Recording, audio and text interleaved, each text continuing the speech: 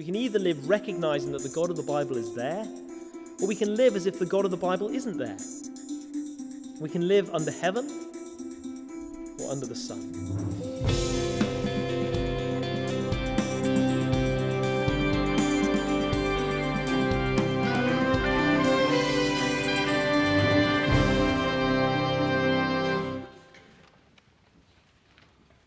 Well, good evening, everyone. Let's stay standing, and I'll pray for us as we begin. Speak, O Lord, and renew our minds. Help us grasp the heights of your plans for us. Amen. Do take a seat. There's been a whole list of welcomes already, but let me add mine particularly to those who are new this evening. And if you're a student, congratulations. Making it to university is a great achievement and a great opportunity anyway, but moving to Newcastle to study is even better. I know I'm biased. This is my university city. But Newcastle is an amazing place to live and study, so welcome. Hope you're settling in well. It's good to have you with us this evening. We've already seen in that reading from Ecclesiastes these words, "For everything there is a season." For many who have chosen that path, their time at uni is a time when they develop personally, when they make lifelong friends, and where they stretch their minds academically. It is a time for hard work. A degree that is worth having will require years of attendance at lectures and seminars, practicals and placements, and yet more hours in the library and working on assignments. The work that you do is designed to be hard, and along the academic pressures, of course, there's the massive financial demands, and for many, the stress of learning to live without mum or dad. I can laugh about it now, but the first time I tried to wash my own clothes, I ended up chucking them, carefully sorted into dark and light, because I knew that was important, into this massive washing machine. I threw the washing powder in, shut the door, put the coin in, and realized it was the tumble dryer. Why, though? Why do we put ourselves through these seasons of hard work, no money, and no parents looking after us? Again, from Ecclesiastes, what gain has the worker from his toil? Perhaps there's the short-term satisfaction of finally getting to study something that you've chosen yourself. Or longer term, there are better career opportunities. Most graduates do go on to earn far more over their careers than the few years of hardship has cost them. Or perhaps it's the dream of being able to create for yourself a better future, to discover more of who you are and decide what you want to be. The world, after all, is your oyster. You're in control now. You can shape your life exactly how you want it. But doesn't all that hard work just mean that you work hard in order to get a job with more responsibility, which means more hard work? And yes, that might lead to promotion and more pay, but also yet more hard work. So why put yourself through all of it? What will you gain? What is the point of it all? Well, that is one of the questions raised by the book of Ecclesiastes. I don't know if you remember the ice bucket challenge from a few years ago, when people all over the world allowed others to throw buckets full of ice-cold water over them to raise money for charity. Reading Ecclesiastes should be the spiritual equivalent of that cold, sharp shock to your system. If you really listen to what the book is saying, you face up to the often disturbing reality of the world that we live in. The main voice in the book belongs to a frankly rather intense character. His name is translated here as the preacher. It's a title. It's just used for someone who gathers people together and who speaks to them. He lived around 1,000 years before Jesus. And as you read the book, you get the distinct impression that he's not really the kind of person you'd want to invite to your next dinner party. He's certainly very difficult to listen to. And the preacher's words were collected together by the author of the book, and that author introduces the preacher to us because all of us need to hear what he has to say to us. So whether you're a super keen Christian just back from a gap year doing missions work, or whether you're someone who's grown up all your life going to church, but have just recently begun to wonder if uni would be the ideal time to move on from it all, except for the fact that Mum and Dad haven't driven home yet, so you're here with them tonight. Or maybe you'd not call yourself a Christian yet, and you're not even sure you believe in God, but you're interested in what it's all about, or you have big questions about life. All of us need to hear what God has to say to us through the preacher of Ecclesiastes. So pick up one of the church Bibles. You're going to need them to follow through with me. Turn back to page 554, and that should bring you to Ecclesiastes chapter 3, which is our text for tonight. Now, a key idea of this chapter is that life in this world is full of frustrating reminders that we are not God. As strange as that may seem, we need those reminders because in our heart of hearts, we won't face reality that we're not in control. We're not all-knowing. We're not all-powerful. We're finite. We die. We are not God. And we all really need to understand that. And so my first heading is this: God is in control, and we're not. Verses 1 to 8 remind us that we're not God by showing that life is an endless cycle. Look with me at verse 1. For everything there is a season and a time for every matter under heaven. This poem begins with a general statement that there is a right time for everything. You can take that, I guess, in a few ways, at least on a quick glance. Perhaps it's saying that the right thing to do depends on the circumstances, so remain fluid about what's right and what's wrong. I'm not convinced by that reading. Let's read on and see if it gets any clearer. Verse 2. A time to be born and a time to die. A time to plant and a time to pluck up what is planted. A time to kill and a time to heal. A time to break down and a time to build up. So already the pattern is clear. These are all activities of man described in pairs of opposites.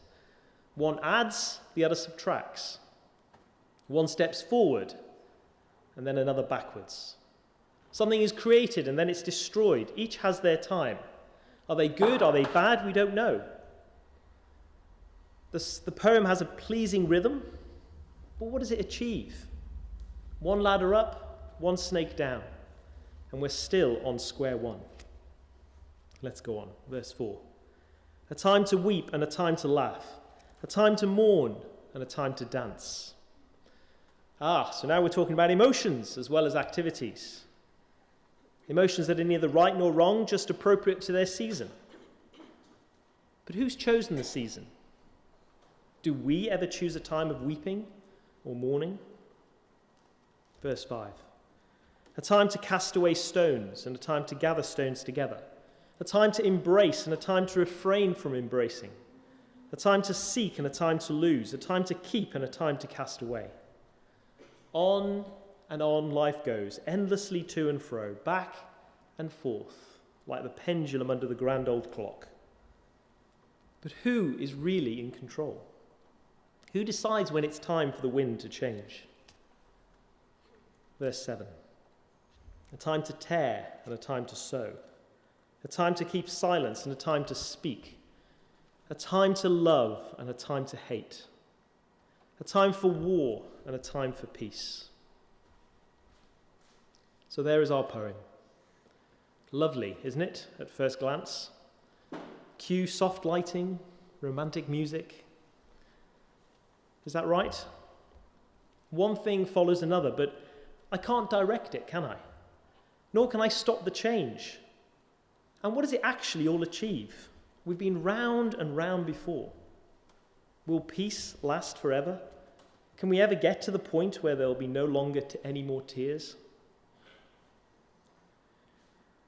Life as a student is full of seasons too. Lots of those seasons are unchosen. Exam time, end of the long summer break, perhaps even graduation time and the fear of heading into the big wide world. But even when the decision feels like it's mine, the reality is that it's not under my control, but under God's. Look back again to verse 1. For everything there is a season and a time for every matter under heaven. Can we make the sun rise when we want it to? We can plant a seed in the ground, but can we make it grow and produce a harvest? No, because those things are not under us, they're under heaven, under God. You see, to be God is to be all-knowing and all-powerful. To be God is to determine the seasons and the times. Nothing is out of his control. He knows what he's doing, and he has a plan behind the apparent randomness of things. Yet all around us, we're encouraged to think that my life belongs to me, and I can determine my own destiny. I'm in control of my life. It's an attractive view, isn't it? But even a brief reflection helps us to see that cannot be true. I just simply don't have enough information to be in control. I don't have enough influence to be in control. And I certainly don't have enough wisdom to be in control. When I think back now, it's kind of funny to think of some of the things that I thought and said and did, not to mention war when I was a student, and how utterly convinced of them I was at the time. Looking back now, I can see that many of my opinions and ideas were either silly or questionable. And if that's true in my life, it could mean that what I think now and how I behave now will be equally suspect in 20 years' time. Given how weak and simple we are, it's plain ridiculous to think that I am God, not a human being. Yet we do. And we live as if we really are in control, which only leads us to end up frustrated and disappointed because we are not God. The simple truth of the matter is this is God's world, and he is in charge. I'm just a creature. He's the creator. He's infallibly wise, uncompromisingly good. And I'm none of those things. And I need to face up to that reality. We all do. And once we've grasped the truth of that, how can we make sense of life? How should we live in the light of that truth?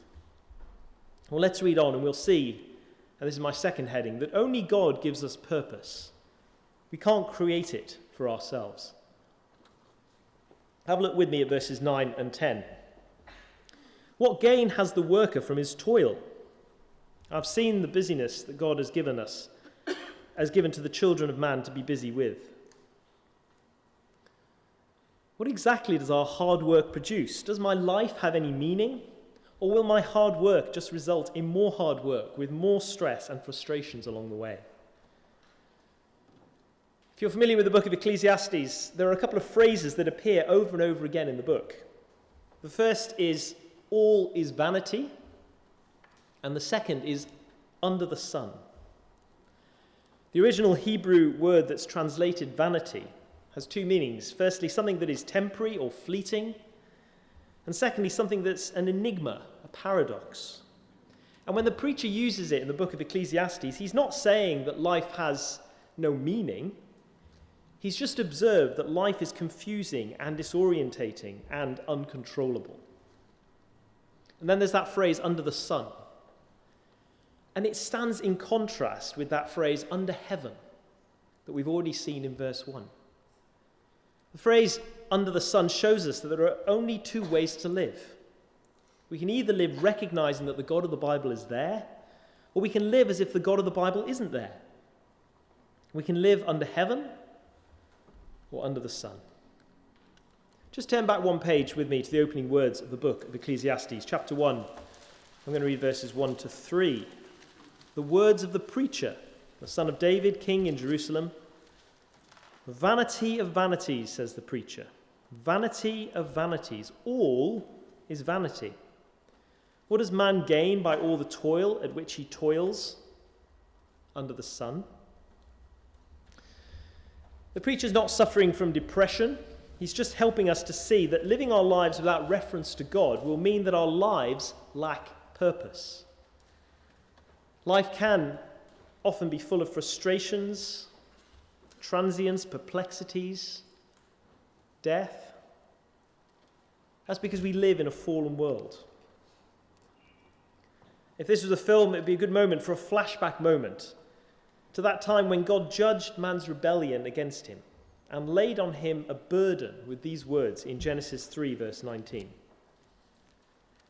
God said, "By the sweat of your brow you will eat your food until you return to the ground, since from it you were taken. For dust you are, and to dust you will return." We live in a world that only exists because God created it, a world that has been made perfect and good, but is now broken and suffering the effects of our rebellion against our Maker. In God's grace and mercy, he has arranged things so that our attempts to live under the sun, trying to live life without reference to him, those efforts in his grace are frustrated. He kindly allows us to experience the meaninglessness of such an existence, to show us the foolishness of trying to live life under the sun rather than under heaven. I read these words as I was preparing and I thought they were good. Let me repeat them to you. The fact of the world's brokenness are not meant to bring us to despair, but to humble us, to bring us to the point of recognizing that we are finite, sinful creatures before an infinite, holy Creator. Verse 11 goes on. He's made everything beautiful in its time. Also, he's put eternity into man's heart, yet so that he cannot find out what God has done from the beginning to the end.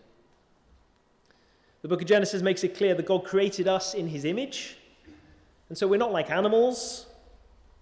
We may not be like God, but we have something of his image in us, and that means we long for meaning and for significance. We long for something else. We have a hunger inside us that leaves us screaming, there must be more to life than this. But we're not God. We don't have his perspective. We don't see all. We don't see from the beginning to the end. We can't understand everything. We want our lives to have meaning and purpose and to matter, but in reality, we're just left feeling frustrated because life shows us what has always been true, that we're not God. Perhaps although you're in church this evening, you wouldn't yet call yourself a Christian. You're unsure if God even exists. But as you've heard that description of the seemingly meaningless cycle of life, you recognize something of life in that, and you wonder if perhaps there is more to life than this. Well, let me assure you there is. And can I urge you to find out more? Keep coming on Sunday to the services. David earlier mentioned our series of big question events. Perhaps go along to one of those. But most of all, I'd love for you to join one of our Life Explored courses, which begin very soon. Those courses aim to simply explain how our deepest desires for happiness can only be satisfied in one person, Jesus Christ. The best gift that God can give us is himself. Everything else promises us so much, yet delivers so little. That's the blurb from the course. There's more details on the flyers, or come and chat to me at the end, but it's a great way of finding out more, if that's where you're at. But my guess is that most of us here are seeking to live life under heaven. We've come to believe that God has revealed himself to us by his son Jesus, who became a man. We believe that Jesus came into the world to call us back from living as if God wasn't there. And we believe that he died on the cross to pay for the forgiveness that we need if we're to come back into friendship with him. And just like those disciples in the earlier reading from Luke 5, you've left everything and are following him. I remember when I was on the train coming up to Newcastle for that very first time to begin my degree at Newcastle University, I sat in the carriage thinking to myself, this is a completely fresh start. I can do, I can be, I can believe anything I want. I didn't use the language, but sat in that train, I faced a choice. Life under heaven or life under the sun? What about you? What will it be? Will you listen to the preacher and continue to live your life acknowledging our loving Heavenly Father in heaven? Will you continue to trust the promises that Jesus made, that he saves all who believe in him and all who live to please him? Will you continue to love him, to pray to him, to willingly obey his word and serve him? If you take what Ecclesiastes is saying to heart, then you will continue to live for him in this next season of your life. Look at verses 12 and 13. I perceive that there is nothing better for them than to be joyful and to do good as long as they live. Also that everyone should eat and drink and take pleasure in all his toil. This is God's gift to man. These verses are a wonderful description of life under God. Life lived for him. It includes accepting and enjoying the life that we have as a good gift from God. Those friendships that we long for, our work, food, even if it is on a student budget. And yes, occasionally, this is Newcastle after all, the odd sunny day. All of these things are gifts from our Creator. And it means not just studying as a means to an end, but that while we're studying, our goal would be to please our Saviour and our King. And I think how we're to live is summed up perfectly in the words of a song that we often sing together. It goes like this: "Come and stand before your Maker, full of wonder, full of fear. Come behold his power and glory, yet with confidence draw near. For the one who holds the heavens and commands the stars above is the God who bends to bless us with an unrelenting love." So will you live for him? And can I also encourage you not to hide the fact that you're living for him, that you're a Christian? You'll face pressure to live and think and act as if God doesn't exist. Pressure to live that life under the sun. The simple step of making it known to those around you that you are a Christian is a very important and very helpful first step to keep living for him. And please make it a top priority to find and settle in a church family. Strong Christian friendships and regularly meeting together with other believers to study his word and to pray together are key to keeping living for God when there's so much pressure not to do so. Obviously, we'd love it if you settle here, and if you do, we pray that the time you spend with us will cause your love for Jesus to grow, that you wouldn't just survive, but thrive in your faith. And so back to that question that we started with. Is our work meaningless? Do our lives have purpose? God is infinite, and what he does will last forever. There's nothing that can stand in his way, nothing that will undo his hard work. He is God, and we are not.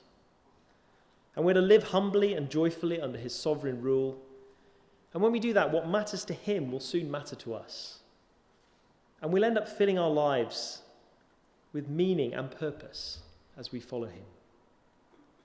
University life, not just university life, but university life is full of amazing opportunities. And if you follow his lead, you'll find yourself working for fruit that will last forever, including that wonderful privilege of being used by God to bring others to know how amazing he is. I absolutely love that account that we read earlier of Jesus calling those first disciples in Luke chapter 5. You remember how the fishermen had been fishing all night but caught nothing? What gain had the worker from his toil? But Jesus showed them, didn't he, how he was really in control. And when they reluctantly let down their net as he instructed them to, as they reluctantly listened to him, they discovered the truth of who he was. And they fell down before their Maker, full of wonder, full of fear. And then those wonderful words that Jesus said to them: "Do not be afraid. From now on you will be catching men." It's not our place to control the universe. But when we leave everything and we follow him, he gives us purpose. He invites us to play our part in his eternal plans that are being made a reality through Jesus. Yes, this world is broken and under a curse, but one day that will be undone. Jesus will come, and one day he will put everything right. He will make everything beautiful in its time. Until then, he will use us to turn those living under the sun to those living under grace and acknowledging Jesus as their King. Let's pray together.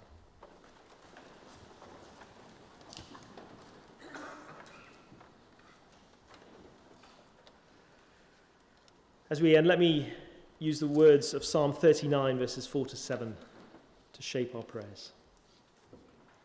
Lord, remind me how brief my time on earth will be.